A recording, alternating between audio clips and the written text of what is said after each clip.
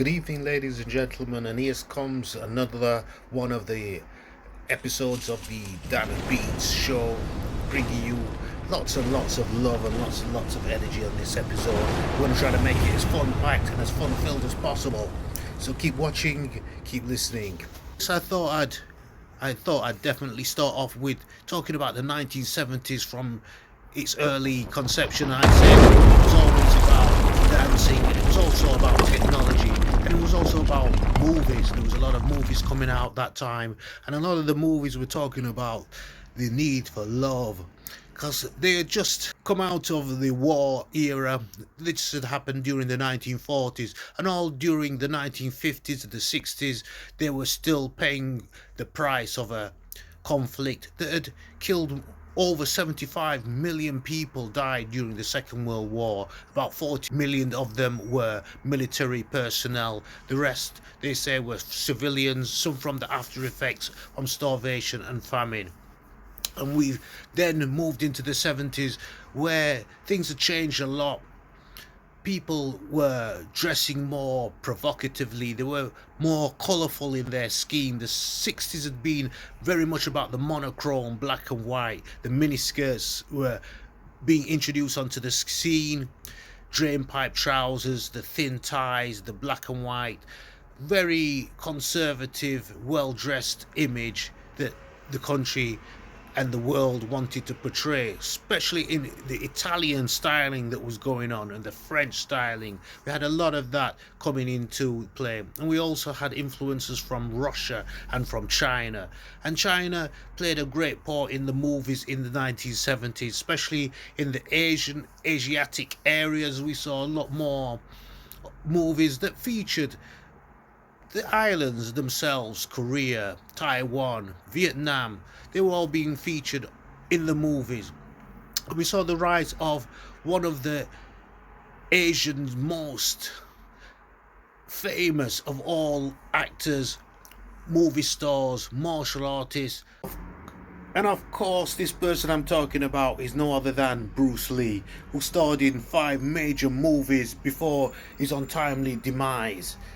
He came out of China and stamped his mark on the movie world, doing 5 major movies before, as I said, the end of his career. Fist of Fury, The Big Boss, Enter the Dragon, Where the Dragon, Game of Death. These were all of the movies that starred Bruce Lee. He did 5 movies in all.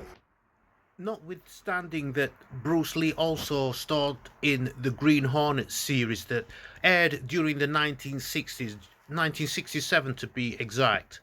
So there were a number of movies that were released posthumously after his death, which were Enter the Dragon, Game of Death, and we also had Circle of Iron and Game of Death 2. These were all released after his death, as I said. Some of them used stock footage from his other movies. He also did movies in China, a numerous amount. So just look into the life and times of Bruce Lee. You'll see how many movies he actually appeared in his lifetime. There are also a number of movies that they classed as were exploiting the name of Bruce Lee, called Bruceploitation films, that came out definitely after his death. The Pig Boss, Shadow of the Dragon, Game of Death, The Black Dragon versus Yellow Tiger, Bruce Lee, A Dragon Story, Bruce Lee, A Day at Macau, Goodbye Bruce Lee, His Last Game of Death, Bruce Lee Against Superman, The Story of Chinese Gods, Exit the Dragon, Enter the Tiger, Enter the Panther, Bruce Lee Fights Back from the Grave, New Fist of Fury, The Dragon Lives, Bruce Lee, The Man, The Myth, Bruce Lee Shaolin Kung Fu, The Last Fist of Fury, Bruce Lee and I, Bruce Lee Way of Kung Fu, Return of Bruce. There are so many. I'm not even going to go through all of the titles. They are, some of them you can see are quite ridiculous. You know, there's one called Shaolin Soccer, Big Boss, Untouchable, Dragon in Fury. You know, so many different titles came out using Bruce Lee's style, character. During the 70s and the 80s, we had different names of actors who wanted to try to take over the role of Bruce Lee. You had Bruce Lee, Bruce Lowe, Bruce everything, Bruce Lin. Imagine all of those different actors trying to break into the world of martial arts. And during the 80s, we saw Europeans breaking into that role. We already knew that Chuck Norris, who had already starred in one of Bruce Lee's movies, was a well-known and famous martial artist. Then we also saw Van Damme, who was another famous guy. We saw a lot of martial artist movies and people emulating his style. And Steven Seagal. So, martial arts, fighting, dancing, music are all part of the 70s, the 80s, and what we see now. And the war movies that were coming out that we saw in the 70s were depicting times from the Second World War. The children's programs that I remember are various. We had Bill and Ben and the Flower Pot Men. We had Bod. We had Pipkins. What else did we have? Bugs Bunny, I remember Bugs Bunny. Coyote, Why Coyote. Speedy Gonzales was another famous one. Watch with Mother. I remember that came on the radio. Well, it wasn't Watch with Mother, it was Listen with Mother, but then it came onto television, which was Watch with Mother, where mothers could just leave their kids and carry on their day, their busy lives, while their children were being entertained by the television. And we see this happening a lot now with a lot of the parents giving their children mobile phones, iPads, iPods, all to distract them from doing mischievous things. You also had Mr. Ben, the Swiss Family Robinson, Tiswas. Although this might have come later on during the 70s, it was still very popular. And we had Noel Edmonds' Swap Shop, Battle of the Planets, Bigfoot and Wild Boy, Captain Caveman and the Teen Angels, Diamot, Dog Wonder, Electro Woman and Diner Girl, Fangface, Scooby Dooby Doo, The Flintstones, The Banana Splits, Skippy, The Muppet Show, Schoolhouse Rock. And bear in mind, some of these programs were American based and only featured on American television, but a lot of them did have their run in the British television as well. I mean, the British television, oh, we had so much. We had a great variety of programs. Bagpuss was one of the favourites. Ace of Wands, Adventures of Black Beauty, Adventures of Parsley, Adventures of Rupert Bear, Adventures of Sir Prancelot, Andy Pandy, Animal Quackers, Animal Magic, Bagpuss, Ballet Shoes, Bleep and Booster, Blue Peter Special Assignment, Bod, The Book Tower, A Bunch of Fives, Bridget's Boffins, Bright's Boffins, Cabbages and Kings, Captain Pugwash, Carrie's War, Cat Weasel, CBBC News Round, The Changers, Cheggers Plays Pop, Chico the Rainmaker, Children of the Stones, The Chinese Puzzle, Charlton and the Wheels, Clangers, Clapperboard, Clifton House Mysteries, Comeback Lucy, Crackerjack, Crystal Tips and Alistair, Dick Barton, Dr. Snuggles, Dodo the Kid from Outer Space, Doombolt Chase, The Ed and Zed Show, Elephant Eggs in a Rhubarb Tree, Emu's TV program, Escape into the Night, The Famous Five, Feathered Serpent, Finger Bobs, Flaxen Boys,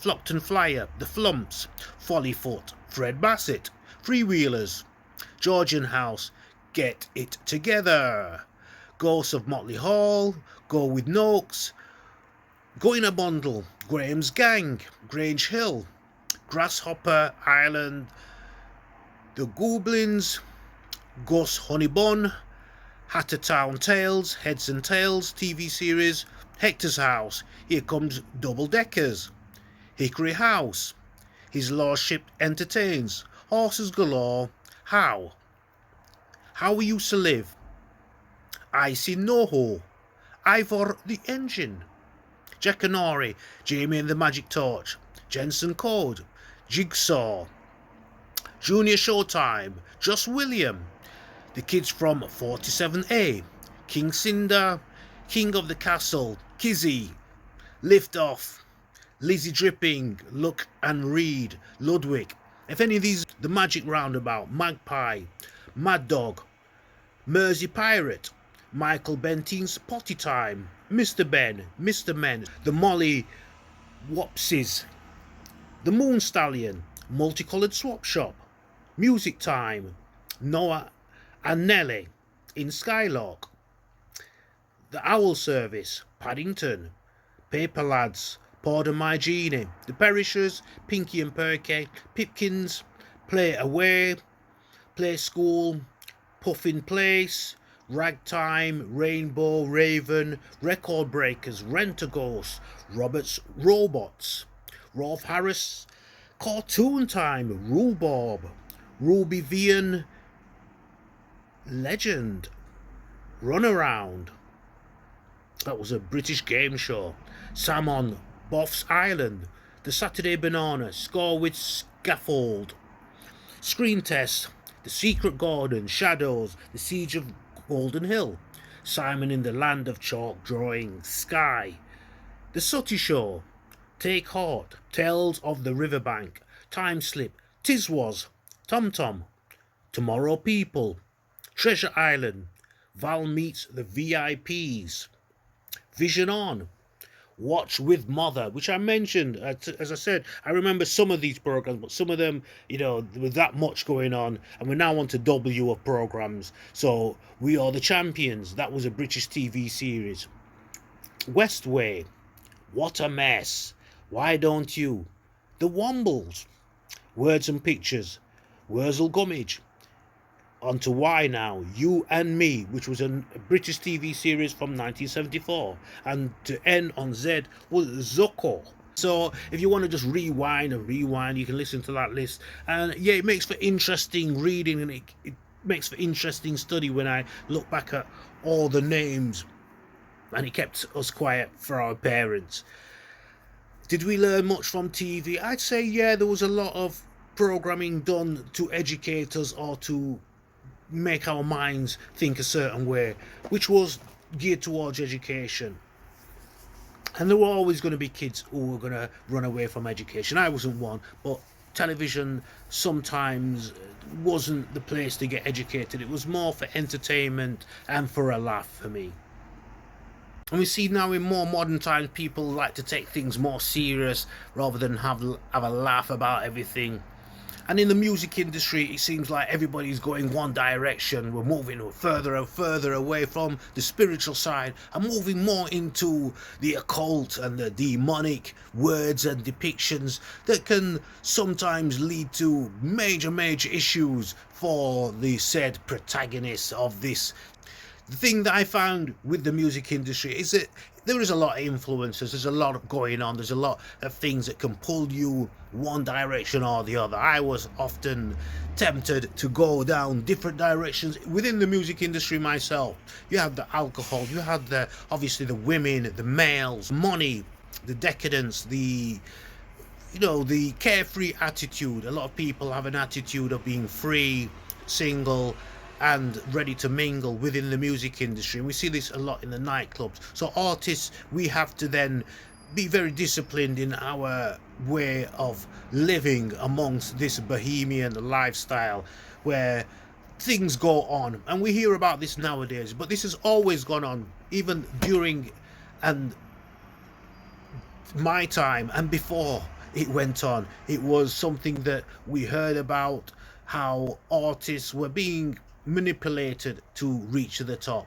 Some were calling it sleeping their way to the top. Some might call it just basically being ambitious. You can call it what you want.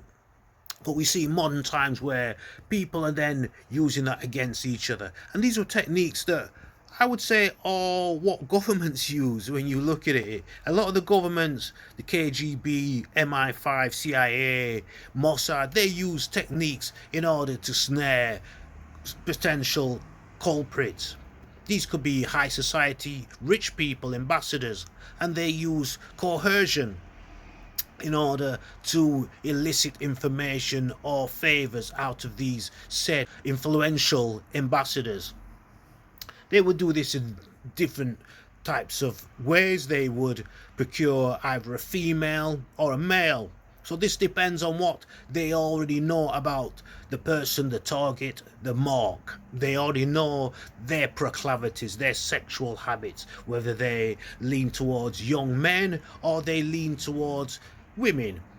And this can easily be found out during their observation of the said client. They will then put that person in a position where, let's say for instance, they're in a bar and this person likes young, attractive women. Scandal, Profumo affair, which happened during the 1960s. Yeah, the Profumo affair was a major scandal in the 20th century British politics. John Profumo, the 46-year-old Secretary of State for War in Harold Macmillan's Conservative government, had an extramarital affair with a 19-year-old model, Christine Keeler, beginning in 1961. And this was linked to a possible interference with the British government. I don't know if this is widely known, but I'm sure I've read somewhere that this was one of the theories behind it, that this was all a ploy by other outside countries to interfere in British politics. And this has always happened throughout history. It's happened in the US, it happens in the UK, it happens in Jamaica, it happens in Canada, it happens in Italy, it happens in France, Belgium, New York. All of these states, Washington, have their governors who come in to take up power, and they are all susceptible to being sort of manipulated by outside influences, and this is something that governments are aware of. So when we hear about this happening in the music industry, we shouldn't be surprised that certain acts, certain influential and powerful people seek to gain more power over others. They usually employ young people into the music industry, and there's two reasons for this. Or there's more than two reasons, but I'm going to look at the two main reasons for this. It's because of their age, for one thing, and their age means it's easier for them to be manipulated because they're young, they're ambitious. So these are the two main ingredients for young people being drawn into the music industry. So there's no real thing, there's nothing really wrong with kids or young people wanting to be musicians. The only thing is that it's run by older people who already know the agenda and already are seeking ways to pull them into the music industry under maybe a false pretense, a false promise of huge riches, of being famous, of even being able to feed their own families. These are most of the dreams that most people have, of making it rich, but unfortunately only a few can reach to the top, and that is in any industry. You can only have one number one, unfortunately, and we have this in the music industry. We may have many other great people, but we only ever have one number one.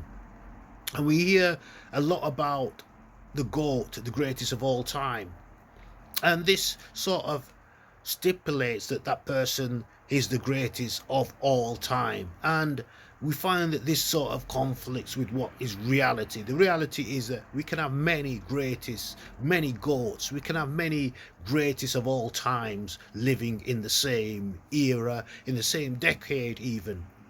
This shouldn't then make it where we compete against each other to the level of killing each other, violence, breaking each other down, adding negativity, telling lies, selling stories about people. But this is how some people want to get to the top. And when young people come into the game, they learn very quickly this is the way that they get to the top.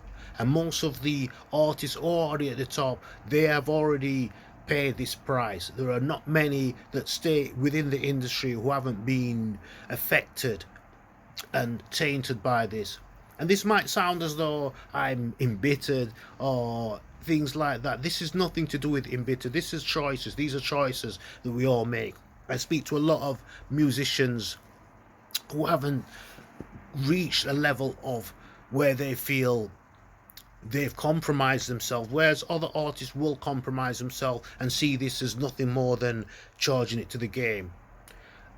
If you look at most people in the world, if you were in a situation where you were offered a certain amount of money and you refused that money, but the person then persisted and added more to that, give you a better offer, you still said no, and then they said basically you can write a check for yourself. Most people could be compromising this way, and this is how some of the compromising does go off. If you look at the music industry in its fullness and its entirety, that people are offered unlimited amounts of wealth and fame, and for this they will then overlook certain things. They will definitely sell out to the bigger and higher offer.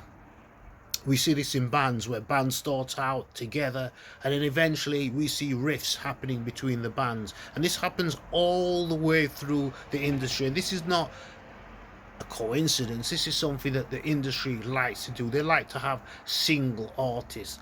This makes it easier for them. They have more rights over that artist. When they were in a band, they have less rights over the artist. When they're splitting the royalties, they have to split it a number of ways depending on how many people are in the band.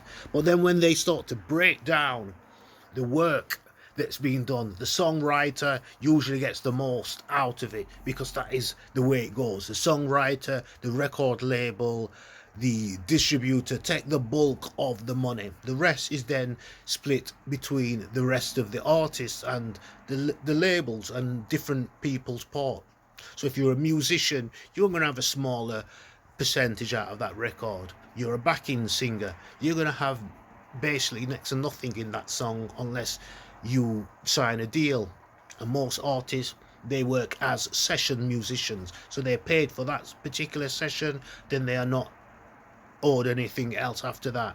So if you're an artist and you are offered a substantial amount to go onto a record, that is the amount you're going to get, unless you put into that deal that you want residual income from that. And these are the things that a lot of artists are having to work out, as well as owning their publishing and things like that. But songwriters have always, and it's been well documented, are the ones who gain the most fame and the most fortune.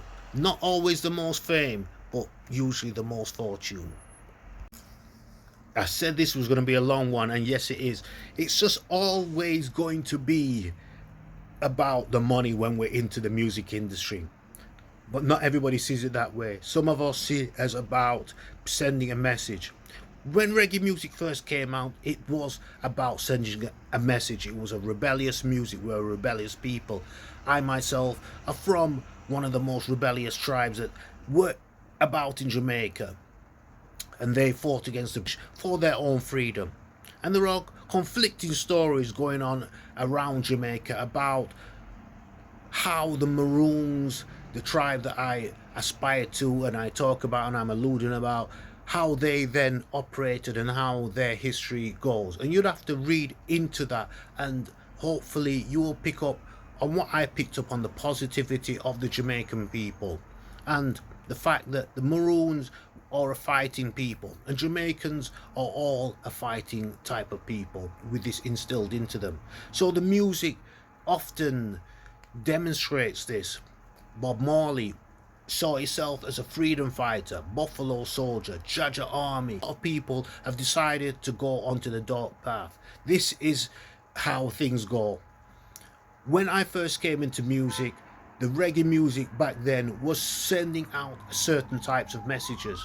This has been eroded over the years, mainly by selectors, by European influence, and by the need to be more commercially viable. This has often made the music more watered down, more accessible to outside influences who then come in and dictate how the music should be done. I myself don't want my music dictated to. When I was working with certain record labels, I made this clear.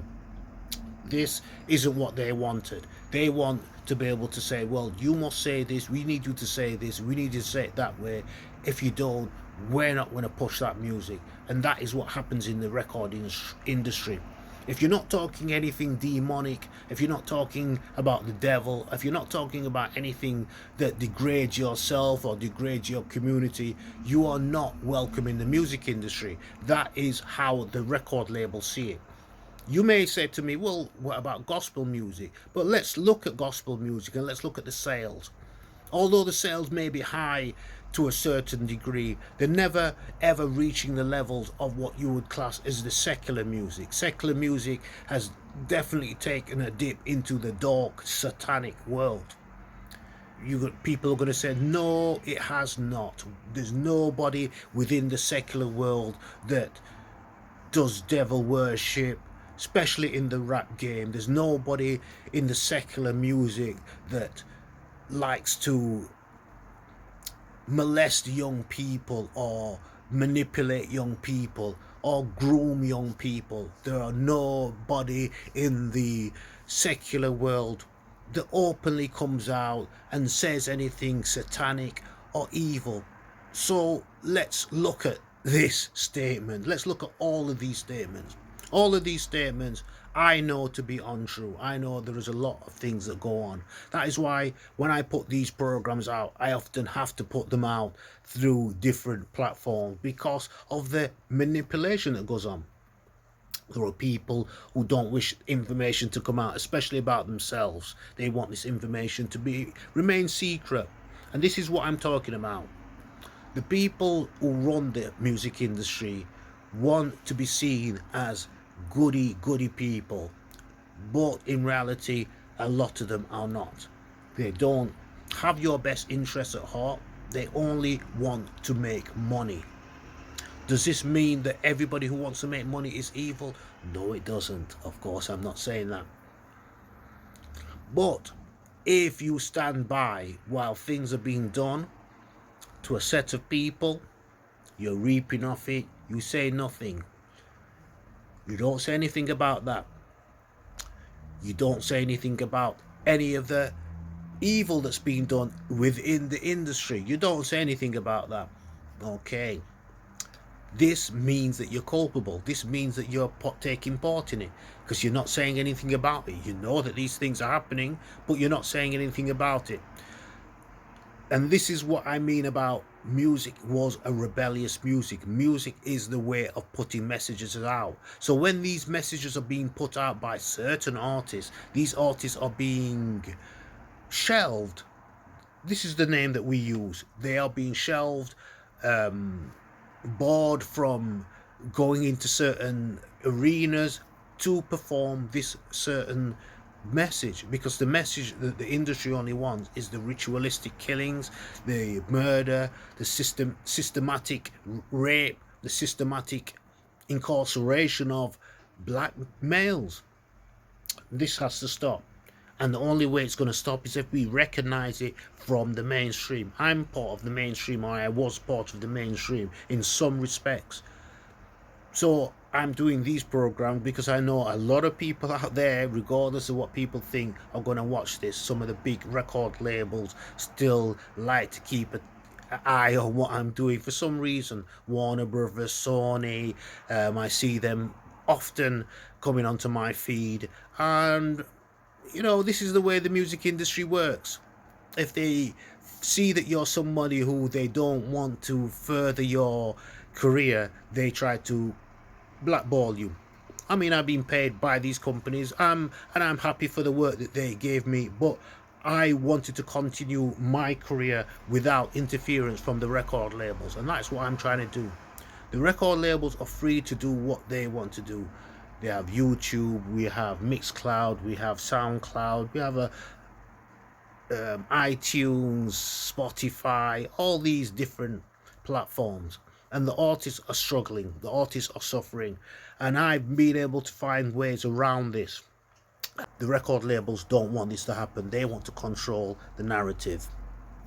So bearing this in mind, I want you all to understand the big record labels who sign up the artists are to blame for a lot of the problems that happen within the music industry, why our artists don't want to try and do other subjects, speak about things that are edifying our youth, things that stop the killing, speak up about stopping the killing, speak up about stopping the prison pipeline that is being set up by the rich companies and also funded by the record labels. The record labels like Sony, like Warner Brothers, like Universal, they all are indirectly reaping rewards from this sort of, as I say, backdoor entry into the prison system where artists, rappers either end up dead or the people that are around them end up in prisons. This has got to stop. This is unnecessary waste of our human resources,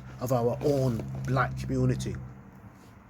And some people may say, why are we talking about things that happened, during the 70s, or things that happened during the 80s, or maybe even in the 90s? They're not happening now. I'm saying they're still happening now, and the repercussions we can see now as some of the CEOs were put in by these said people, and then they are now trying to push them out. We see this happening. We see the reason why P. Diddy is being sort of vilified, why Jay-Z is being vilified, why R. Kelly, why Michael Jackson was vilified, why Prince was vilified, why even George Michael was being vilified. These were all people who spoke out about against the record labels, specifically Sony, and there is a reason. Look into it and you will see that they were all speaking the similar things to what I'm saying now.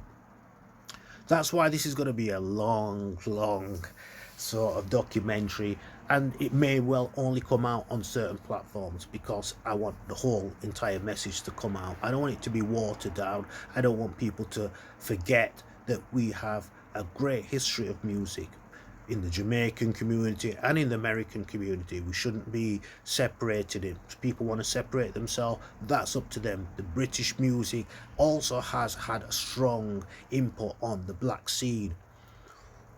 Anytime the other countries seem to be going astray, the British people seem to find a way of bringing out great music, especially amongst the black community, and we cannot deny that. Jungle came from out of the black community. We could even say house music came out of the black community, drum and bass came out of the black community, and these are also heavily influenced the reggae scene. The reggae music that was played in the UK was pushed by the UK DJs, by myself, by people like myself on the pirate radio station.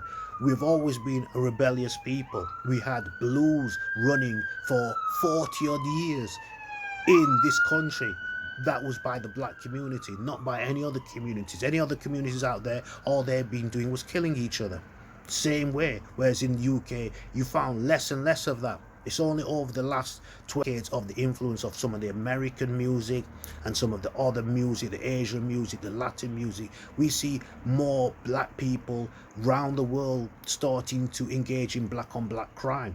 So we shouldn't disconnect ourselves from each other's problems. We shouldn't disconnect ourselves from being Jamaican. We shouldn't disconnect ourselves from being American. We shouldn't disconnect ourselves from being black British. We shouldn't disconnect ourselves from being African. We are all one people, and we have white people who will support us, who don't see the difference. There is no disconnection. We are all human beings. When this is remembered, then we will have made progress. When we start to look at color, eye color, hair color, support what size you are, what weight you are, what size feet you are, what size hat you wear, what your waistband is. These are all the things that are being put in to divide us, from your political allegiance to your creed to your color. These were put to divide us during the time when the conquerors had no other choice. The elite are few, the masses are the majority, and we are the majority. So I'm sorry for sounding very touchy to all people out there. I'm just going to give you how it is. I told you this program is about honesty. We're going to be as honest as we can. Throughout this series, you can see that it's always about being honest and about being as forthright as possible, not holding back. Definitely not. and not dodging the blows and not holding back on the blows as well. We have to be direct to the point on this program. That's why I put without no prejudice. There's no prejudice. There's no distinguishing between races or nationalities on this program. We're all in this together. We're trying our best to highlight some of the cultural issues that communities have and some of the cultural issues around the world. We see that now happening in geopolitics, and I'm not going to go too much into that neither, because that's a massive subject on itself. And as I said, music has been used as a political platform, forum, all throughout generations, from the very beginning of when music was being made. Even in the form of the Psalms, you look at them, they were political songs, they were rebellious songs speaking about freedom, freedom of a people, freedom from oppression. And these are some of the things that you see carry on throughout most religious and spiritual artists who are out there.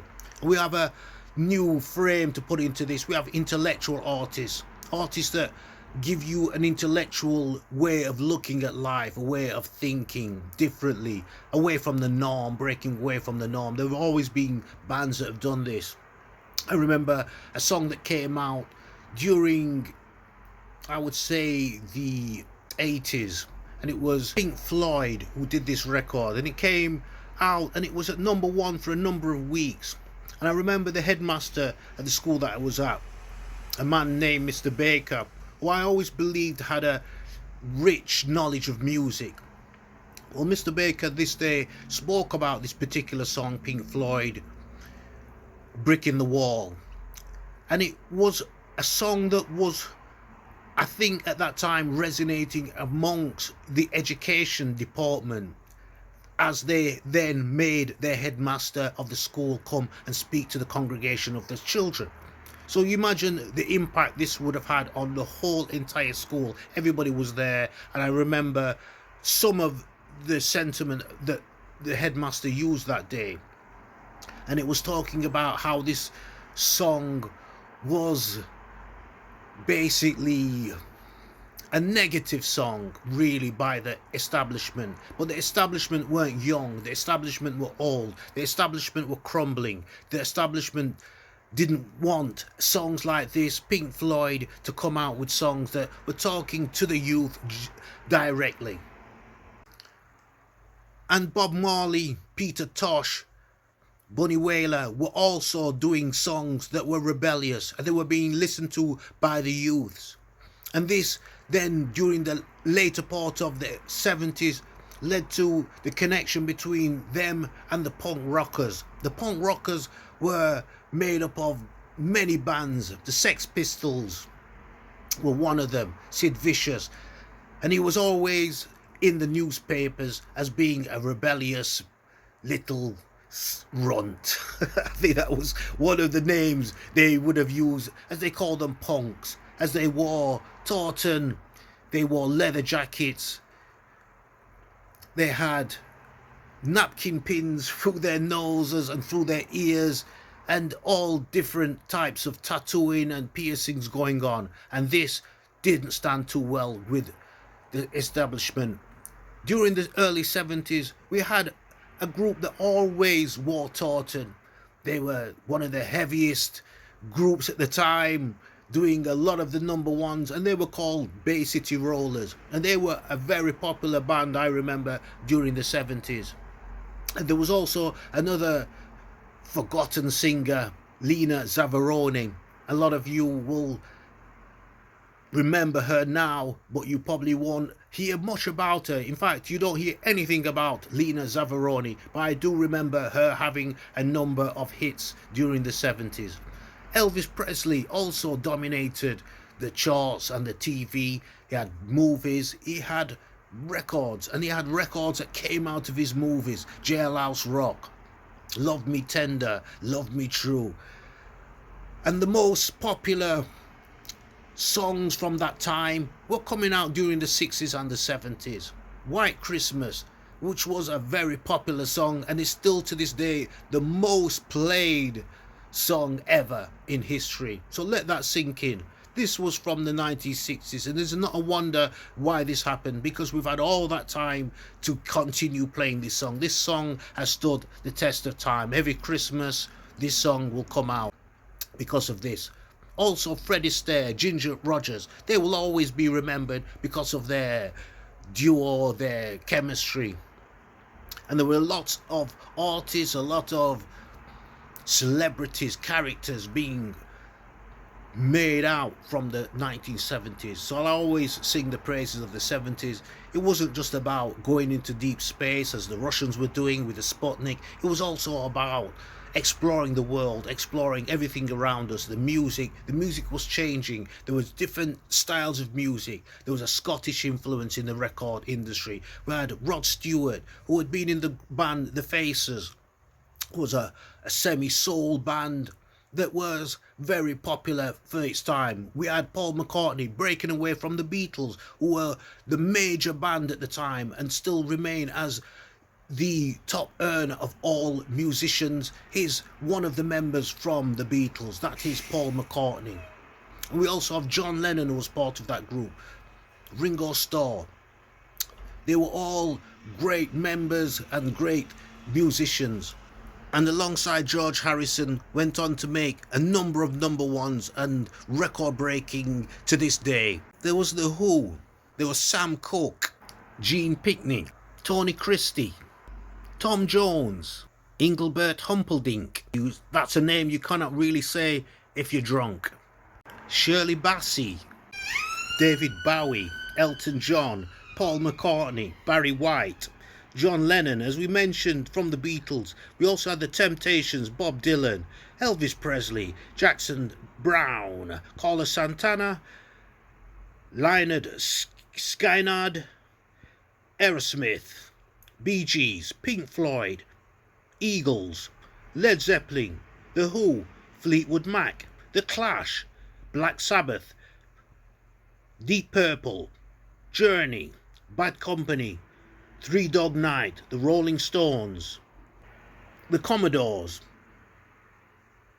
Grand Funk Railroad, Electric Light Orchestra, The Spinners, The OJs, The Double Brothers, Earth, Wind and Fire, Gladys Knight and the Pips, The Jackson 5, The Guess Who, Bachman Turner Overdrive, The Sex Pistols, AC/DC, Allman Brothers Band, Steely Dan, Parliament Funkadelic, The Staple Sisters, The Isley Brothers, The Grateful Dead, Crosby, Stills, Nash, Steve Miller Band, Wings, The Beach Boys, Ramones, Sly and the Family Stone. And we have hundreds of artists that they mentioned from the 70s. Stevie Wonder, Led Zeppelin have I mentioned already, Elton John. A lot of these I've mentioned, Rolling Stones, and so many bands we could throw into this mix that it just shows you how many bands still remain out of those and still remain to this day, and how many bands will remain from this period into the 2040, 2050. That's, remains to be seen. Gonna have to work hard to remain relevant in this current climate, but we still have some of the names that are still current. We have Madonna, who's still current from the 80s. We have Michael Jackson, who's still current even now, and he came from about in the 60s and the 70s. George Michael, born 1963 but died 2016. We also mentioned David Bowie, still influential as well. Elton John, Annie Lennox, now into the list. Steven Tyler, Prince, Kate Bush, Robert Smith, Bryan Adams, Whitney Houston, Phil Collins, Diana Ross. We mentioned her from Diana Ross and the Supremes. We have Bruce Springsteen, Lionel Richie, Billy Joel. Also always mention Paul McCartney, as he's the richest artist for songwriting. So this is part of the trivia. If you want to know a few artists to add to your trivia knowledge, this can help you. We got Gloria Estefan, Huey Lewis, Janet Jackson, Bernard Sumner, Celine Dion, Tina Turner, born 1939 and died 2023. Olivia Newton-John, born 1948, died 2022. We have Pat Benatar, Cyndi Lauper, Sinead O'Connor, born 1966 and died 2023. Teresa Teng, born 1953, died in 1995. Gwen Stefani, Joan Armatrading, Shannon, Vanessa Williams, who we now know as a started out as a model and then went into music. It's history. Vanessa Williams. We've also got Tony Bennett, born 1926 and died 2023. We have Ray Charles, born 1930, died in 2004. Barry White, born 1944, died in 2023. Robbie Williams, Stevie B, Van Morrison, Bob Dylan, Bobby McFerrin, Ozzy Osbourne, Stevie Wonder I mentioned, Tupac Shakur, born 1971, died in 1996. Vanilla Ice. We also have Billy Idol, Kim Wilde, Sting from the band Police. They were a massive band during the 80s, late 70s. We also have Bonnie Tyler, another famous song that always plays in the club, and it's by Bonnie Tyler. To have Peter Gabriel, Billy Bragg. These are just a few, or we say quite a lot of the artists that still resonate in the music industry. And today has been about lists and things to remember, things that you can add to your pub trivia, to your knowledge of history, culture. There's a few political views even thrown into the mix. So this has been long, and I'm trying to make it as vibrant and as showing as much love as I can, because the music continues to grow. And when we touch into the 1980s, you'll see how this has happened. The 70s was wonderful. It was about flower power. It was about hippie movement. It was about Rastafarians. It was about Pan-Africanism. It was about nationalism. It was about social change. It was about labor force. It was about unrest. It was about civil unrest. It was about freeing political prisoners. The freedom cry for the freedom of Nelson Mandela started round about this time and only got louder and louder and louder throughout the 70s and then into the 80s when he finally became a free person. And we're going to talk about a lot of the things that happened during this time. We have the Cold War we can discuss. This was part of the geopolitical world where Germany, after the Second World War, there was a wall built up to divide the country between East and West. The West is where we all know now to be what is now the whole of Germany. But before, it was not just one part of Germany, it was two parts of Germany. And this was part of the geopolitical map that is changed. And it changes all throughout history. Throughout history, people have migrated, have wanted to move from colder climates to warmer climates, from poorer climates to richer climates, even from richer climates to move to poorer climates. Can you imagine that now? People are now moving from the hustle and bustle and wanting to move to more of a sedate, tranquil, serene life where they can relax on the beach, catch fish, go snorkeling. This is the ideal life. Even living on a farm, people are leaving the hustle and bustle to go and work on farms, live on farms, even visit farms. I go out to the country and I see why this is something that is appealing to everybody. That the hustle and bustle isn't where it's at. This is where the money is at, but it's not where the happiness is. It is not where happiness is. So I hope you're out there are trying to find your way, your happiness, even amongst the hustle and bustle. There are things we can do. As I said before, with the exercise, keep doing the exercise, keep running up and down. Don't keep running up your mouth. That ain't gonna help you. I know I'm fucked up and I'm fuckery sometimes, but this is part of the game. It's about having a laugh. Running game on people is part of life. We have to accept that these are the things go on. We have bad-minded people out there. We have people who will hate on us. We're gonna have people who don't want us to succeed. And our message to them is simple. We're gonna succeed regardless. We were not made by you, we were made by our parents, by God. Our parents we give thanks to every time, and our ancestors, and to our family, those alive and those who have passed. And it's during times of the year that we all have different emotions going on. We have different feelings, and sometimes you go out there and people are happy and you're not happy. That is just part of life. Sometimes you're happy and they're not happy. This is just the vice versa that's going on. This is the duality that's going on out there, and we all may not be aware of what goes on in the spiritual world, but we know what goes on in the physical world. I myself are trying to be more aware, more in touch with nature. That is where the spiritual world meets the natural world.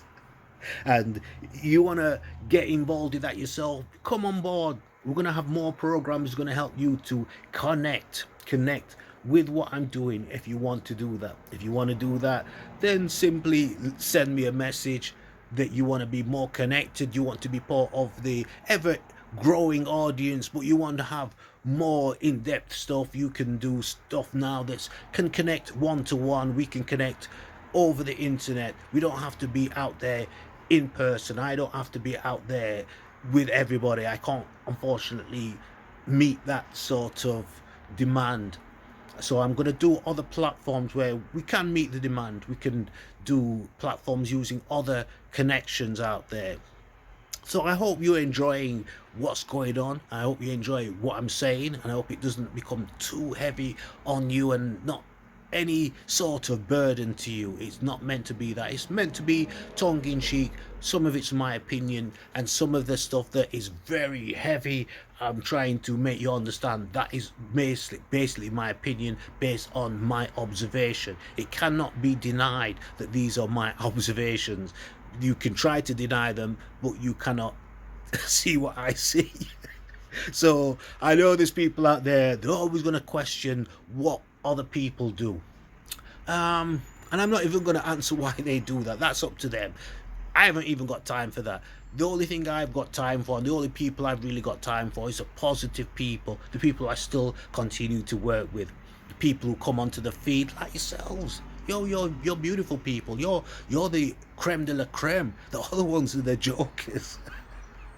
And I know I sound a little bit like, I'm feeling myself today. Yeah, sometimes you have to feel yourself. You have to know that, yes, you've done a good work, if you put together things and you can feel that, yeah, this is coming together good, my life's coming together good, you're going to feel happy on certain days, and certain people are going to not like that. They're going to say, he's crazy, that guy's crazy, he's happy, he's smiling, what's there to smile about? There's so much to smile about. Go out into the countryside, see the countryside, and then you will have reason to smile. All the other bullshit, all the other crap that goes into people's heads is, it's part of the agenda. We talked about the demonic agendas that are out there. This is where the spiritual and the natural world will clash and collide.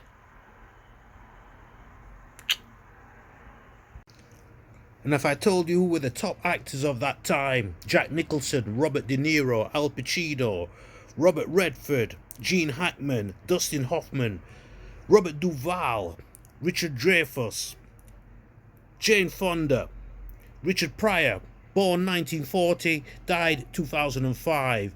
We also had Richard Harris, born 1930, died 2002. Chris Christopherson, John Vettes. We had Diana Ross, Dean Martin, born 1917, died 1995. Farrah Fawcett Majors, born 1947, unfortunately died 2009.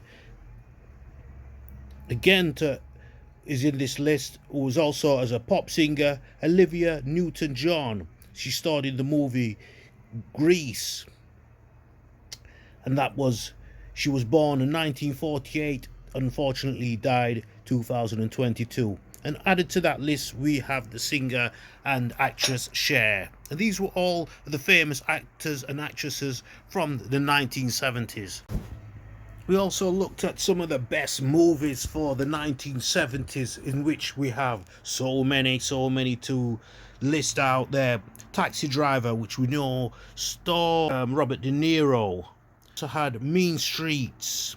In New York City's Little Italy, a devoutly Catholic mobster must reconcile his desire for power, his feelings for his epileptic lover, and his devotion to his troublesome friend.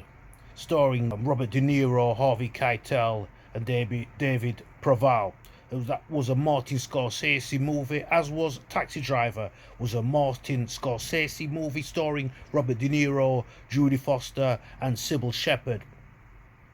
We also had, during that year of 1974, Alice Doesn't Live Here Anymore. Also had Five Easy Pieces, The Last Detail, Chinatown, One Flew Over the Cuckoo's Nest, which starred Jack Nicholson, Louise Fletcher, and Michael Berryman. It was directed by Milos Forman. The Godfather. This was Ford Coppola movie with Marlon Brando, Al Pacino, and James Caan. This was 1972 when this came out. Then 1974 we saw The Godfather Part 2. Again directed by Francis Ford Coppola, and Al Pacino starred, and Robert De Niro and Robert Duvall.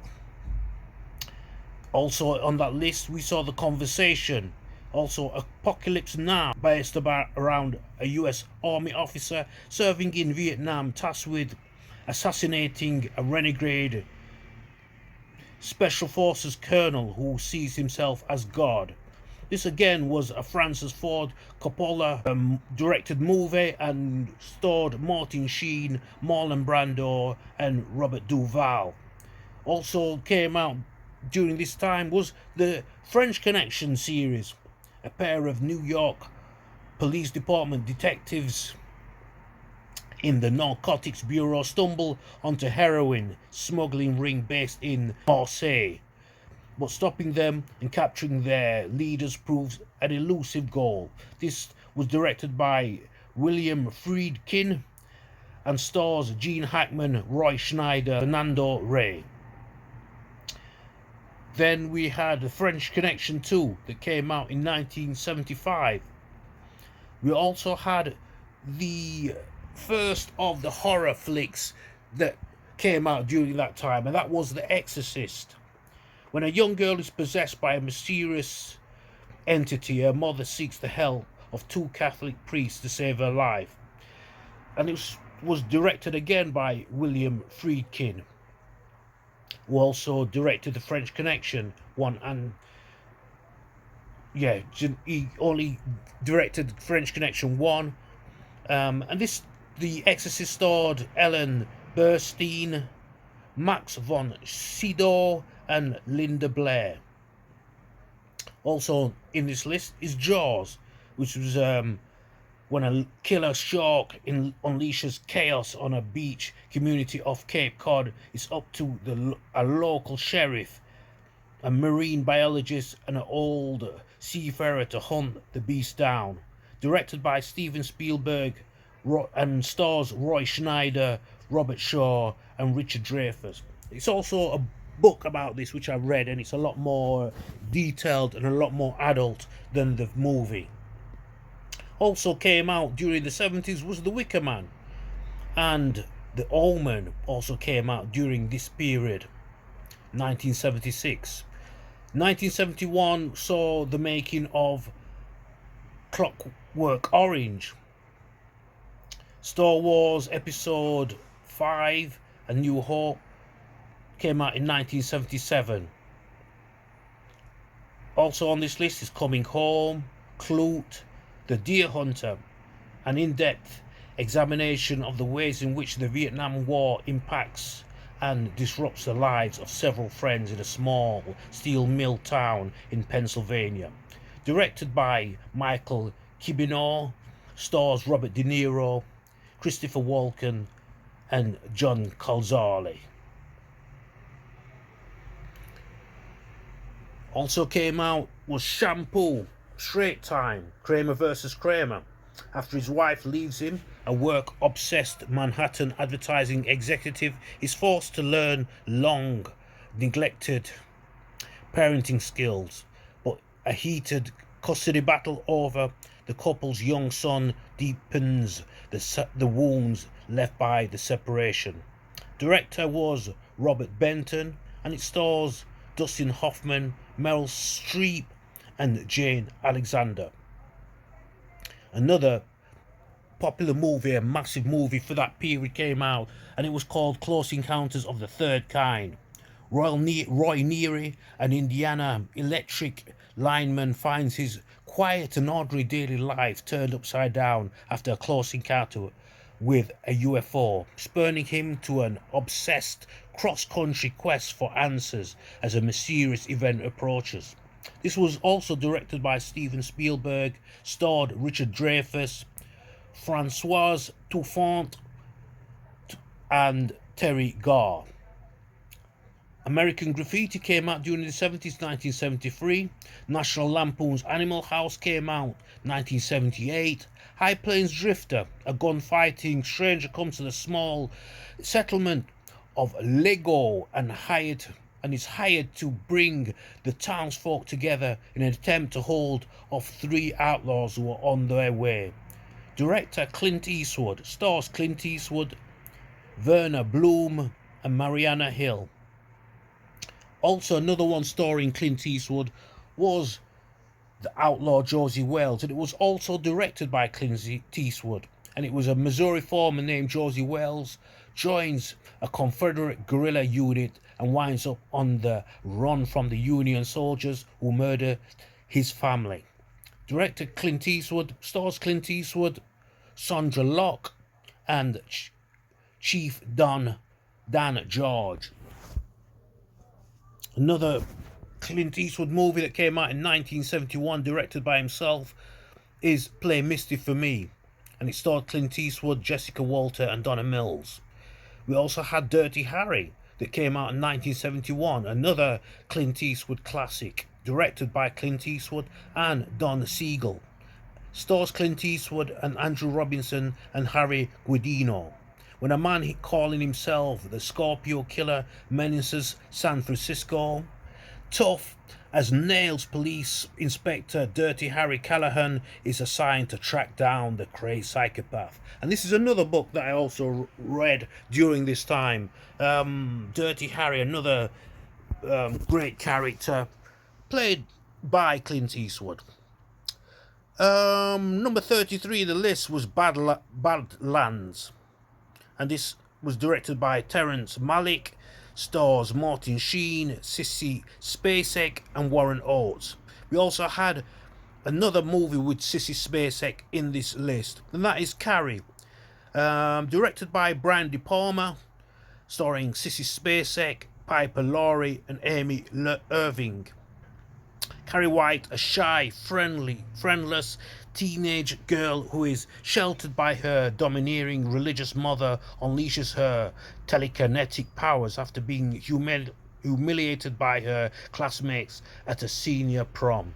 So it mentions the word telekinesis. This is like mind reading, and it's a horror movie that was also a book, quite compelling as well to read and to watch. Number 35 is Little Big Man. Number 36, 3 Days of the Condor. The Last Picture is also on the list. Black Sunday, Saturday Night Fever. So I'm about to say Saturday Night Forever. This was a movie that I mentioned earlier on in the series that came out in 1977 and was directed by John flipping hell, I can't even say the words. John Badham. Stars John Travolta, Karen Lynn Gorney, and Barry Miller. Also, Bad News Bears, Rocky came out 1976, Enter the Dragon came out in 1973, I mentioned that. Another horror movie that came out during this time was Texas Chainsaw Massacre. Texas Chainsaw Massacre.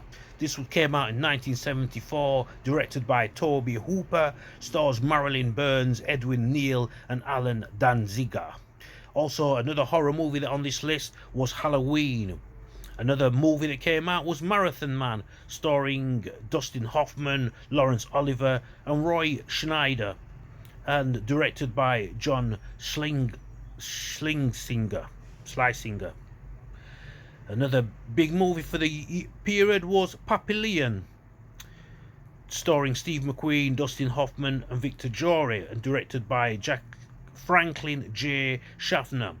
Serpico came out, which was the first movie that I really saw Al Pacino in, apart from Godfather. It came out in 1973.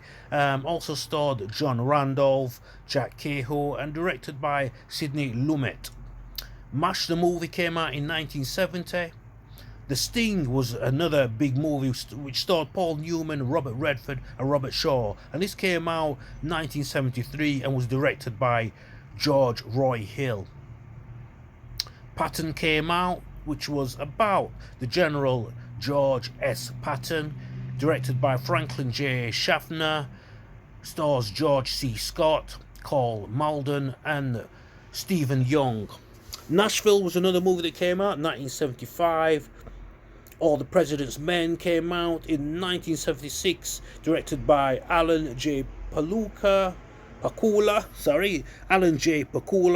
stars Dustin Hoffman, Robert Redford, and Jack Warden. All That Jazz, another good movie, was a musical, came out directed by Bob Fosse, stars Roy Schneider, Jessica Lange, and Anne Reinking. Deliverance came out, starring John Voight, Burt Reynolds, Ned Beatty, directed by John Borman. Breaking Away also came out. That came out in 1979. Carnal Knowledge came out in 1971. That was a Jack Nicholson vehicle with Candice Bergen and Art Garfunkel, directed by Mike Nichols. Midnight Express came out. That was Alan Parker directed. I'm really not going to go through all of those movies, all the list. It goes on, and as you can see, there's so many good movies that we could mention, and I'm sure you will have more knowledge added to your trivia when you look back at this video and you realize all the things that I've mentioned, all the information and all the stuff that's going on out in the world. We can continue looking at in the next series. In the sporting world, we had the rise of Muhammad Ali, we had Joe Frazier, George Foreman, we had tennis players, Bjorn Borg, coming onto the circuit. Who else? James Hunt, I remember that name being wrong about. Barry Sheen. Names from yesteryear. The American presidents at that time, I remember the name Nixon and Ford being mentioned round about this time. Callahan in the UK. I'm sure they were the names I remember. Another name being touted around that time, Arthur Scargill. Calendar was the news program that we watched almost every day on the television on YTV, Yorkshire Television. And we also had other channels or other stations pushing their stuff across the border. We had Midlands TV. We also had Welsh TV being played on the British network around England on BBC 2, BBC 1. We had a few West Indian programs coming on round about the 70s. And there was also a sort of talent show that started round about the 70s. And I think it was called Opportunity Knocks. And I do remember seeing Lenny Henry on Opportunity Knocks.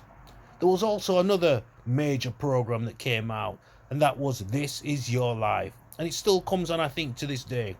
It was with Eamon Andrews at the time. On Saturdays, we would often watch World of Sport with Dickie Davis, a very distinctive presenter at the time. And he presented this program for many years. On the BBC, there was Nationwide or something like that, that was their version of the sporting program. On World of Sport, we often watched wrestling. It came on almost every Saturday, as well as horse racing and other sports that were being beamed onto our TV screens. But the wrestling captured a lot of the imagination of the people around the country. Names like Big Daddy, Giant Haystacks, Kendo were names that I remember. Johnny Quango was another. Names like Abdullah the Butcher. The best boxers of the 1970s, we find Bob Foster, number 10, Josie Napoles, Joe Frazier on the list, Carlos Zarate, Wilfredo Gomez, Alexis Aguelo, George Foreman, Carlos Monzon, Roberto Duran, number 2, and number 1 would be Muhammad Ali. These are the top 10 wording up. The 1970s were the greatest decade in history for heavyweight boxing talent. The big three of the era, Muhammad Ali, George Foreman, and Joe Frazier, are all included on this list. A fourth champion from the decade, Ken Norton, would not be out of place here. Heavyweight contenders from the decade, such as George Chuvula, Ron Lyle, Oscar Bonavina, Jerry Quarry, Ernie Shavers, all might have held the belt in other eras. But the 1970s were a decade marked by dominant champions: lightweight champ Roberto Duran, super featherweight Alexis Aguelo, light heavyweight Bob Foster, welterweight Joe Napoles, super bantamweight Wilfredo Gomez, bantamweight Carlos Zarate, and middleweight Carlos Monzo, all rank among the all-time elite in their divisions. For a while, like him, who was first started watching boxing at the very end of the 1970s, this was a bittersweet article to write. Boxing provides moments of greatness for fans every year without fail, but looking back on the 1970s reminds me of true golden age that I just barely missed. That was the writer of this, and it goes into great detail to talk about each of the fighters, and you can then go and do your study yourself, because I don't want to make this too long-winded, and it can go on and on for hours with the and it can go on and on for hours with the and it can go on and on for hours